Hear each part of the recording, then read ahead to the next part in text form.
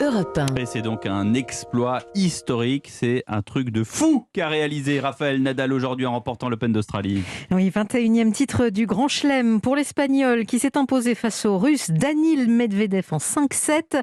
À 35 ans, il devient donc le meilleur joueur de l'histoire. C'est une victoire incroyable, Axel May, qui vient clôturer un tournoi, on peut dire, polémique. Oui, on va parler de la polémique, mais d'abord, effectivement, d'un point de vue comptable, c'est le meilleur. Rafael Nadal est le seul recordman du nombre de titres du Grand Chelem, un de plus que Djokovic et Federer.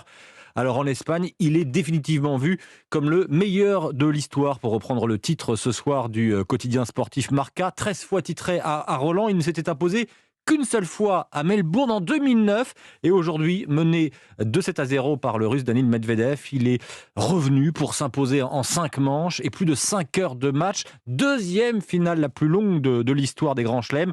Lui, qui n'avait quasiment pas joué depuis Roland-Garros l'an dernier et qui a été opéré d'un pied en septembre. Voilà, pour l'exploit de Nadal. Ensuite, en Serbie, ce n'est pas le même son de cloche. Djoko reste le meilleur joueur du monde pour la presse serbe, et peut-être encore plus après son expulsion polémique, effectivement, d'Australie pour ne pas avoir été vacciné contre le coronavirus. Beau joueur, il a en tout cas, Djokovic, salué Nadal sur les réseaux sociaux avec, je vous lis cette phrase: « Félicitations à Rafael Nadal pour son 21e Grand Chelem ».